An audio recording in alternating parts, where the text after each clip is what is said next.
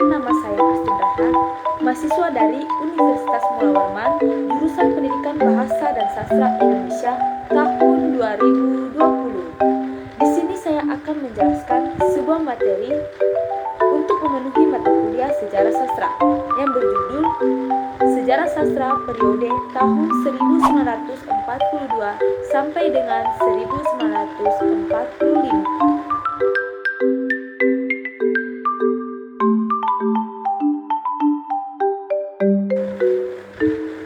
Materi yang pertama yaitu cerita pendek. Apa itu cerita pendek? Cerita pendek atau cerpen adalah salah satu karya sastra yang berbentuk prosa dan hanya memiliki satu tahapan alur cerita yang diceritakan lewat tulisan pendek dan singkat yang bersifat fiktif dan berfokus hanya pada suatu tokoh saja.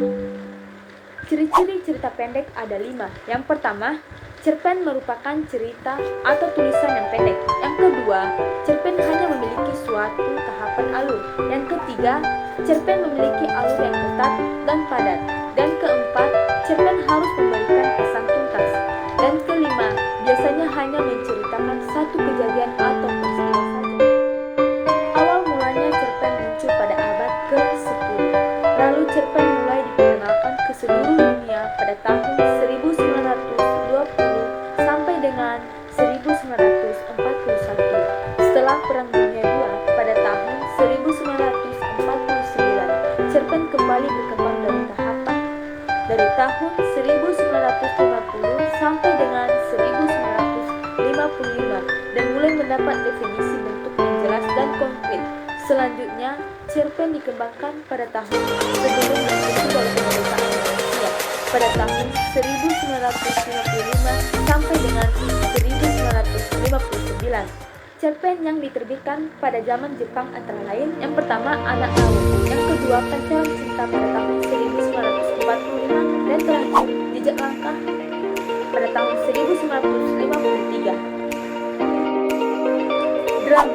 Penulisan drama pada zaman Jepang boleh dikatakan sebagai suatu karena kegiatan rombongan sandiwara yang berkumpul dalam kesempatan Usaha dan Sandiwara Jawa yang dipimpin oleh Amin Mani. Pengarang yang membuat sandiwara pada zaman Jepang. Yang pertama, Amal Hamzah, sandiwara berupa dengan seniman yang menjadi budak Jepang.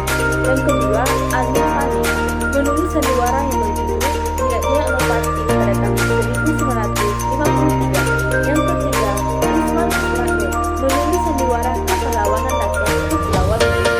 Yang keempat, Abu Hanifah, menulis beberapa drama dengan judul Kearifan Atas pada tahun 1949. Yang kelima, Idris, menulis drama Kejahatan Membalas Dendam. Yang keenam, Kotot Sukardi, menulis sandiwara Bende Mataram. Terima kasih.